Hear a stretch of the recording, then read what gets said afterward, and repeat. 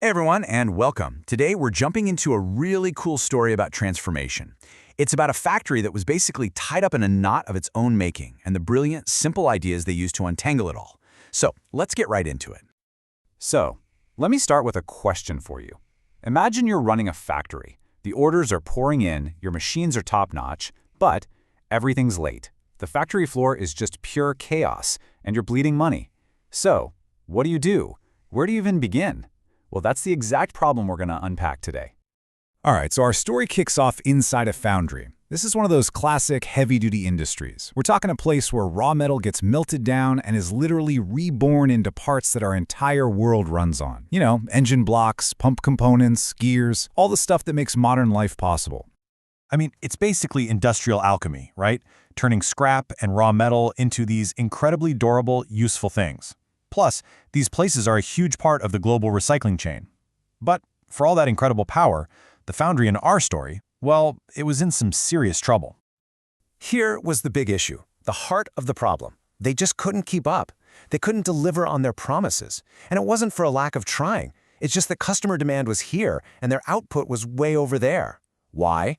Because inventory was just piling up everywhere, and the factory floor itself was a confusing maze. The entire operation was just tied in a knot. So how do you even start to untangle a knot that big? Well, you don't just grab a random string and pull, right? That'll probably just make it tighter. No, the very first step is to map it out. You have to see, with brutal honesty, exactly what the mess looks like.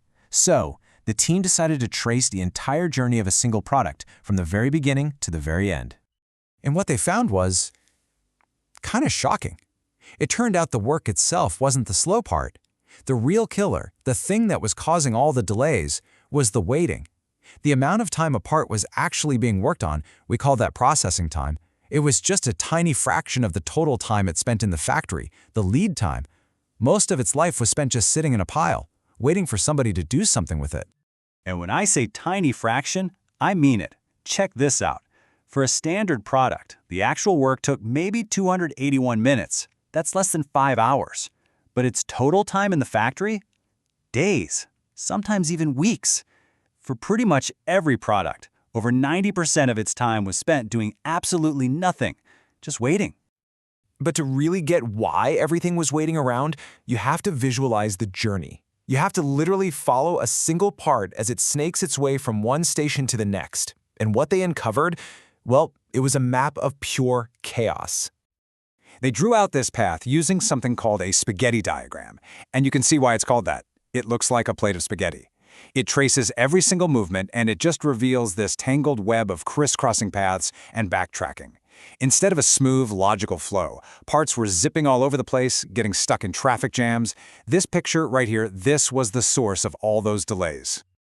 Okay, so once you've seen the mess that clearly you know the old way of thinking just isn't going to cut it, they needed a whole new philosophy, and that philosophy was something called just-in-time.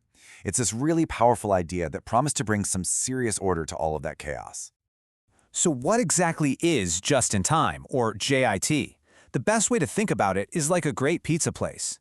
They don't wake up in the morning and make 50 pepperoni pizzas just in case somebody orders one, right? That would be a huge waste of time, ingredients, and money. No, they make a pizza only when an order actually comes in. JIT is that same exact logic, but for a factory. You produce exactly what is needed, right when it's needed, and not a single bit more. The whole goal is to hunt down and eliminate waste, especially the waste of waiting around. Now, this is a massive shift in thinking. The old way, the just-in-case way, that's what we call a push system. You just make giant batches of stuff and push it down the line, which creates those huge piles of inventory we saw. And those piles hide all sorts of problems. The new way, just-in-time, is a pull system. An order from a customer literally pulls the product through a clean, efficient factory. There's nowhere for problems to hide, so you're forced to see them and solve them. Now, a great philosophy is one thing, but you need some actual tools to put it into practice. To make just-in-time a reality, the team opened up what's called a lean manufacturing toolkit. It's full of powerful techniques, and let's look at a couple of the key ones they use to untangle this knot. So the first tool is based on a really famous concept you might have heard of, the Pareto principle, also known as the 80-20 rule. It basically says that for a lot of things in life, roughly 80% of the results come from just 20% of the causes. When you apply that to factory inventory, it means that a small number of your products are responsible for most of your money. The trick is figuring out which 20% that is. And that's exactly what they did, using a technique called ABC analysis. They broke down every single product into categories. Class A items, these were the big-ticket things like engine blocks. They were the top 20% of products, but they brought in almost half the total value. Then you had Class B in the middle. And finally, Class C. This was the bottom half of their products. Tons of different little nuts and bolts that altogether accounted for less than a quarter of the value. But here's where it gets really interesting. This analysis led to a totally wild discovery. Their most valuable stuff, the Class A items, they were moving through the factory in about a week. But the cheapest, lowest value Class C junk, that stuff was sitting on shelves for over a month. They were tying up all this space, cash, and mental energy on the least important products they made. The other huge tool they used was something called mixed model manufacturing. So instead of making a giant batch of product A, then shutting everything down for a massive, slow changeover to make product B, they just smoothed it all out. They looked at the demand, leveled out the schedule, and started making a small, steady mix of different products every single day. This created a nice, predictable rhythm instead of all those chaotic starts and stops. So with this new philosophy in their heads and these powerful new tools in their hands, the team was ready to completely rethink the factory. It was finally time to go from chaos to flow. First, just a quick reminder of where we started. Remember this? This tangled knot of a process? This diagram was the perfect picture of waste, confusion, and delay. It made every single product's journey an absolute nightmare. And this is what it became. Look at that.